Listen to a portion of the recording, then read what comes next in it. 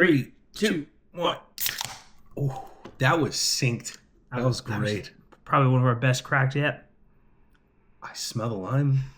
Yeah. I smell that. That's good. Oh, yeah. On a Sunday afternoon, with our glasses in our hands, the hops and barley bloom in a land of craft and cans. Every sip, a story shared, review and taste we dare with our Sunday sips. Sunday sips, every for a trip. Welcome back, everyone, to another episode, Sunday Sips. Sunday Sips. I'm your host, Kyle Lucas. That's your other host, Nick Woodard. Wham. We're continuing today on this glorious slate of Trail Pass brews from Sierra Nevada. We have a special one in my heart. We did a special one in Nick's heart last week. This one is special to me because it's my acquired taste, and that is the Brewveza. It's a nice white can with that standard geographical pattern on the bottom there for the Trail Pass. I also noticed this. We weren't looking at this last time, but there's little icons at the top. Ooh. Right up here that say it says blonde hint of lime. The last one, the hazy ones, said hazy beer, and it had like a little hop symbol. Oh, that's cool. I like those little stamps. Those are That cool. is cool. This is Brewveza. It's gonna be more like a like a Valle Corona Mexican lager, lager, sorta. So I'm really gonna like this. Yeah. Like it. No, I mean, I know for a fact that I'm going to like this one too. I may or may not have had a sip of one of these in the past, or a couple of these in the past. Yeah. So just to read you a little bit more about what Sierra Nevada says about their Trail Pass Brewveza. They say, enjoy the refreshing flavor and crisp finish in non-alcoholic Trail Pass Brewveza, perfectly crushable for the beach, the bike trail, or the backyard. Crushable. Crushable. I love that. I like crushable. You ever crushed a few Coronas? Yeah. Oh yeah. You ever crushed a few Valles? Yeah. Well, we're about to crush a few Brewvezas. And then jumping down to Sierra Nevada's stats they have on the Trail Pass Brewveza. As we've said before with the non-alcoholic hazy IPA, it still has a hint of alcohol by volume, a hint of ABV. It's less than 0.5%. So They it'd take you. put that. I think they do. I think that's the threshold for a non-alcoholic beer, that it has to be less than 0.5%. Excuse me. So you would have to drink a whole lot of these to feel some kind of anything in terms of a buzz. But international bitterness units. The hazy IPA came in at 40, I believe. This is at 35, which that's wild to me. It's wild that they're that close in That's bitterness. what I'm saying. Yeah. Which I felt during the hazy episode that it wasn't that bitter. So No. I guess No. it might just ring true to that. Yeah. I really like the little excerpt they put, that Sierra Nevada puts really cool. Whoever's doing their writing is doing real good stuff, doing the Lord's work.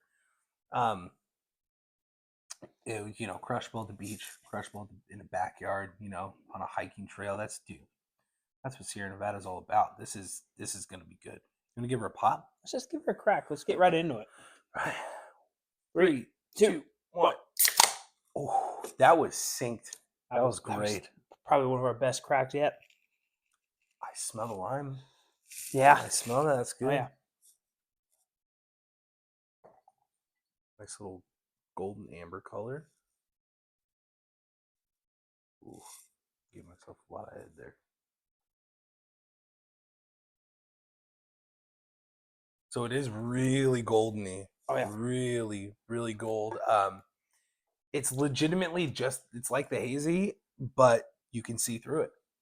I mean, It's it filtered. to me this looks so much more like you'd expect a Mexican lager to look, Yes. in terms of comparing the non-alcoholic hazy to like a regular hazy. Mhm.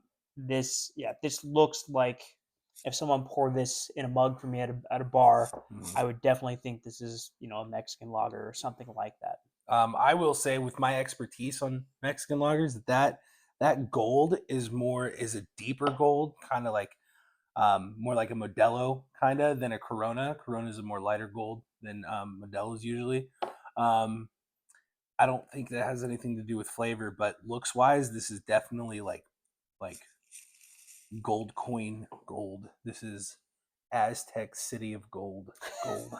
Let's give her a taste. Yeah, let's get right into it. Buddy. Cheers, bud. Cheers, pal. Oh man. Ooh. Yeah. Yeah. That is surprising to me. I feel like it's not as carbonated as the hazy was. No, it's not. It's definitely not. Tastes a little flatter. Definitely limey. Yeah. I can taste the lime. Yep. It's got that classic Mexican lager taste. Mm-hmm. Maybe I'm a little disappointed because my heart is just set on Valles and Coronas and that kind of thing. Yeah. But it's not bad by any means. It might. I'm not talking trash, but that flatness definitely has got me thrown a little bit. You think so? For me personally. Okay. I don't know if it's just because of the way I poured it. I gave myself a lot of head on the top. Sure, but, sure. It's still a good flavor. It's still a really good flavor. But if anyone that knows me knows that I am a carbonation fiend. Sure. I love like sparkling waters, liquid deaths. Yep. I drink sodas, not really for the flavor, even though I do like Coke Zeros or like baseline, Sure. but I drink it for the carbonation. Sure. I search out for that carbonation. And that's probably why I really like drinking beers more than I do a hard liquor, even though I like whiskeys and stuff, but I would prefer to start with beers, 100%. I just do like that carbonation. The flavor is really good. It's almost got like they put lime in this specifically because usually you get a Corona, you put the lime on the bottle, Right. squeeze it in there. Right. This is truly got like actual lime in it. I wonder if there's like the ingredients on here. Maybe it is on the website. I'll take a look for you. But so you can pull up. It's really refreshing.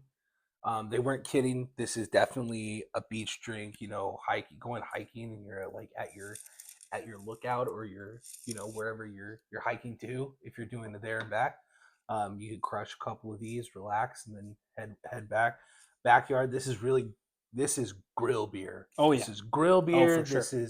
This is boys time and Brittany time in the backyard, cooking up steaks, cooking up burgers. This is playing some cornhole. Yeah. This is the brew. I mean, I think it's anywhere you would have a Corona or another Mexican lager of that kind. This fits right into that mold, but it just isn't alcoholic. This is one to be had in the sun. It's really, this is where I get on board. I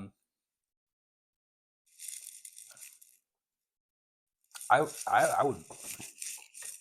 We've talked before. Bitter. It's not bitter at all. No. We've talked before about, obviously we're trying these now, and seeing what they're like, because at least one of us is still doing a sobriety thing, a sobriety journey, if you will.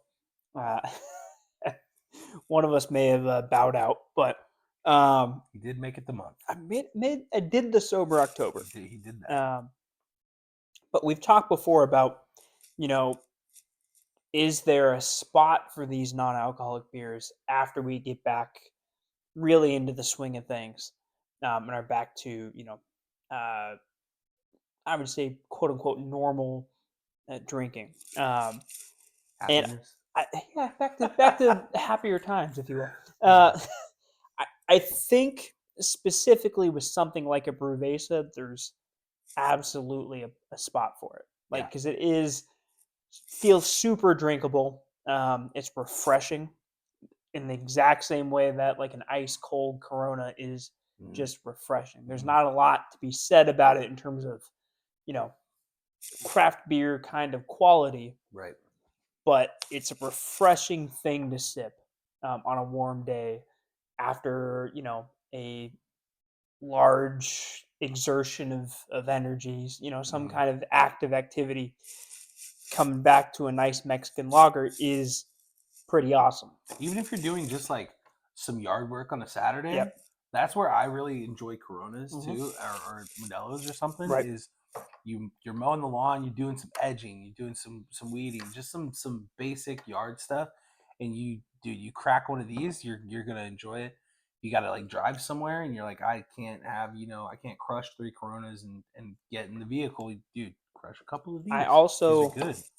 I think in this you may have differing opinions on this, and it sounds like you might, but I think this beer in particular of the Trail Pass series blurs the lines between non-alcoholic and basically the alcoholic version of this more than ever. Um, you could give me this without me seeing the can. You could pour this out of a tap for Mhm. me, and I would think this is a standard Mexican Yeah. lager. I wouldn't Yeah. know, and I think partially because part of that is, you know, your standard Mexican lager is a really light Lighter. ABV to begin with. Yeah. So I think that really helps here. You know, when you're talking about a hazy or an IPA, You're you're not almost hazy. always dealing with like a 5 to 7 kind of percentage. So you can really tell when there's that absence of alcohol. Yeah. Here, not so much, because your Corona's probably, you know, 4.2 to 4.7, somewhere in that range. Right. It's definitely not over 5, and if it is, you know, then I'm just not up to speed on my stuff. I would agree with you. It's a lot less travel to get from an NA to a regular Yeah, Mexican lager. and that's why it lends itself super well. This kind of beer lends itself super well to being Yeah. non-alcoholic. Look at you, Corona 4.5. Yeah. I got it. I still got it. You still got it.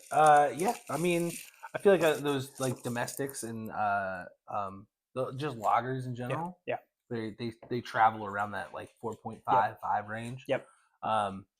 No, this is delicious. Again, with the carbonation, it might have been the way I poured it. Might have been just, you know, this one particular one, because I feel like I definitely I had one of these. I'll break this. So I had one of these about a week ago maybe here, and it's I don't think it was flat like mine was, but uh I still, this is definitely the closest thing that I've tasted as far as non-alcoholics for like a Mexican lager. Yeah. I've had another one. I can't remember. At the beginning of my sober stint, I had another Sears, Mexican lager NA, and it tasted weird. It wasn't from Sierra Nevada. For the life of me, I can't remember, but it was really like skunky tasting, which didn't do so well in my palate. But yeah, I can, dude, crushing, dude, just hanging out on the deck, crushing 4 of these. You know what I mean? Back patio. You know what That's the I vibe. can't remember? Hmm. I'm trying to think of, because Sierra Nevada, for a very limited amount of time, did their own Mexican lager, and I can't remember what the name of that, like an actual alcoholic Mexican Did lager. they? They did. Was it Sierra Vesa? Thank you, voice, off-camera voice, Our producer. our producer over there. Actually, that's going to be great. Brittany's going to be the producer of the podcast from now on. Producer Brittany just let us know that Sierra Vesa, that Sierra Vesa. Sierra Nevada did, and I think it was like a super limited release, like just in probably just the tap room and maybe or can be found locally in some areas, but definitely wasn't a wide release. But they did a Cerveza for like a summer. It was And really this, good. I mean, this reminds me of that. Yeah. Yeah. Yeah, I wonder if they do like they kind of like had like a like a standard recipe book scratch base, and Right. they just kind of based it off of that Right. brew, and just made it non-alcoholic. Well, we talked about this in the last podcast. They spent 5 years working on non-alcoholic beer before they got to a place where they could say, "We're going to bring this to the masses." Yeah, So they have been very serious about this from the get-go. So it definitely would ring true to me that they found something that they kind of liked in the Cerveza and said, "How can we make this in a non-alcoholic form that might appeal to folks?" right. Right. That would totally make sense to me. It's very important too that they nailed different flavors for like this is very summery, warm like spring drink. Um, we are in November, end of November, we're approaching Thanksgiving right now, drinking this. So it's not optimal weather to be drinking, but who cares? It's a Mexican lager, it's delicious. But also, then they have the IPA and the hazy, so they have something for like every a season. Um, the IPA is kind of like a, I guess, just universal for every season, but you don't just want to be a company that has one flavor of non-alcoholic beverage. You know what I mean? Right. So I'm really happy that they did that instead of just doing one and done. Like, okay, we gave you your non-alcoholic, now shut up. No, they actually paid attention. So I really appreciate the work Sierra Nevada did for that. Man, we've talked so much about wanting to try and not be Sierra Nevada homers on this podcast. It's really hard for us not to be. Well, I mean, we are doing the line of Sierra Nevada Trail Pass. true. That's so, true. That's true. But I mean, when you live in the town that it all started in for Sierra Nevada, and they're one of the top 3, and you can make the case for top 1 craft breweries in the entire U.S. Mhm. It's hard for us to not have a certain affinity for the stuff that they make. I feel like that gives a lot of people that hopefully watch this a baseline too, because Sierra Nevada is just so widely available. Yeah. Because they are bigger. Right. So people, when we say like pale ale or a hazy little thing, that people know what we're talking about. That's fair. I like that. So yeah, if you don't know what we're talking about, let us know in the comments, and we'll bring you closer into the circle with what we talk about. And because I mean there's different breweries, but Sierra Nevada, like he said, is hometown, but we're gonna try coming up a couple more NAs that are not Sierra Nevada, but I feel like we said this during the IPA, the first one, where this is Sierra Nevada line, this series of 4 episodes. Yep. So that's why we're talking so much about it. We have a couple more after this NA style, and then hopefully around that time we have enough to where we're going back to, it'll be my birthday, and we're going back to we should do a special birthday episode. We should. We do maybe a flight of beers. That'd be cool. We'll let you know. You let us know in the comments. What do you want? What do you want to see us guzzle? I don't know if anyone wants to see us guzzle anything. Guzzle. All right. Yeah. I think we need to score this. We do. I'm interested to see what your score is going to be, because I thought it was going to be higher than the previous 2 that we tasted, but now I'm not so sure, because I thought this was going to be right in your wheelhouse, and it should have been for all intents and purposes. Yeah, I'm giving it 7.5. You're giving this a 7.5. 7.5. Okay. I'm giving this a 7.5. Same as the IPA. I really like the IPA. I really like this, but this didn't really blow my socks off, but it's really good. You know what I mean? There's got to be some threshold to break, and it didn't break it. I got to taste something that just completely floors me to start going, higher than that IPA. The IPA was very good. This is also very good. I think I rated the hazy slightly under 7 out of 7. Um, yeah, I can't give this higher than the IPA Trail Pass. That's fair. What do you think? I mean, I like exactly what you're saying. I mean, it makes a lot of sense. Mhm. I think heading into this, even in the last podcast, if you go back and look, I was reserving a certain score for this beer because I thought it was going to get that score. Drinking it today, it's kind of swayed me in a different direction.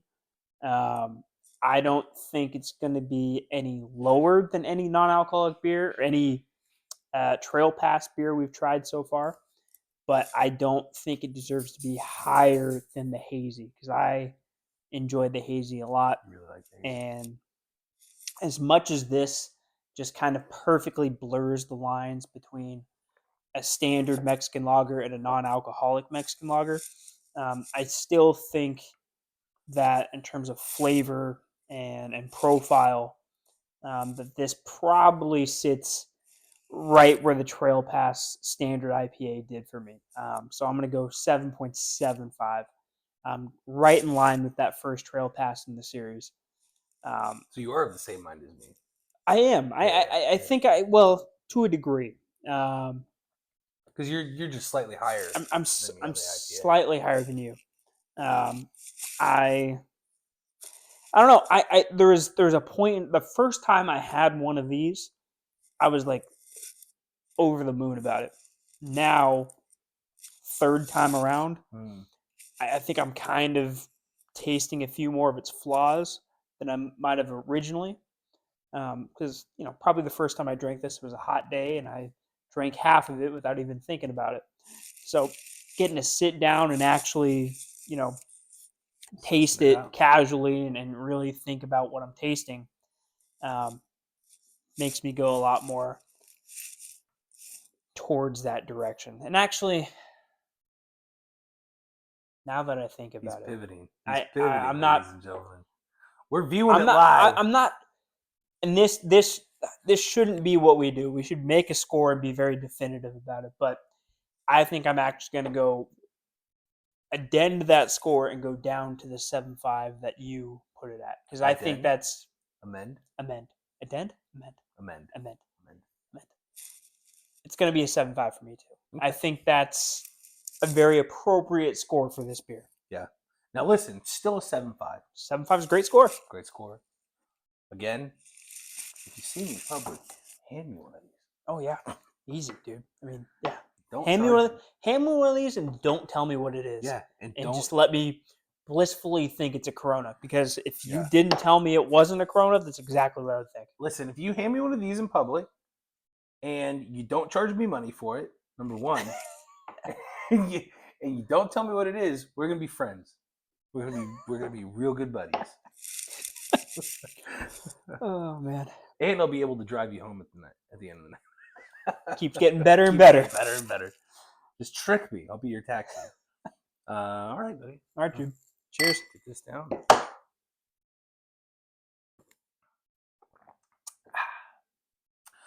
I will say this, and this might be a thing with the flatness of this one that I got, or how I poured it.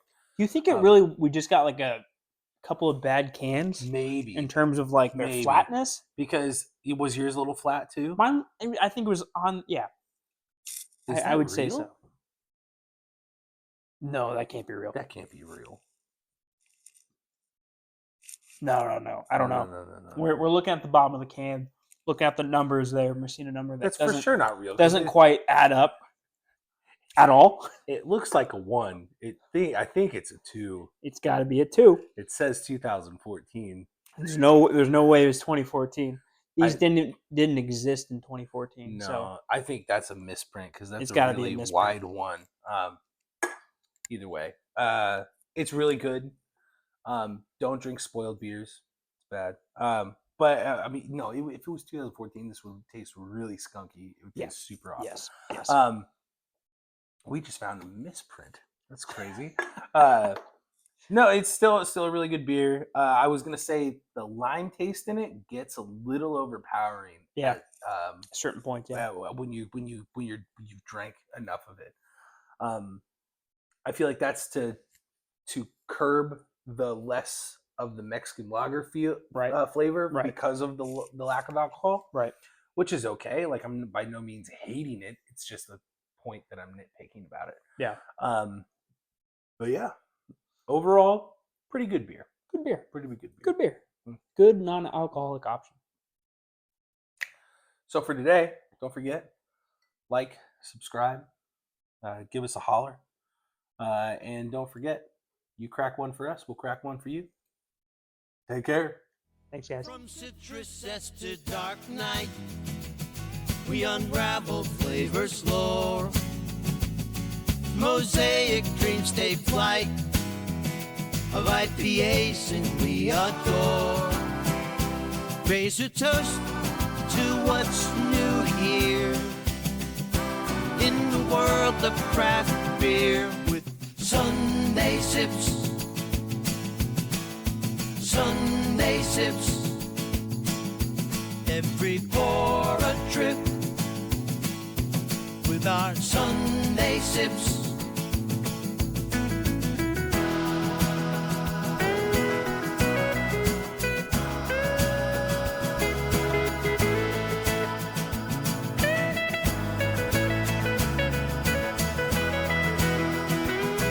Each note we hear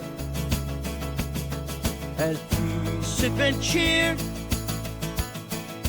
craft beer's near, Sunday's treasures clear with our Sunday sips.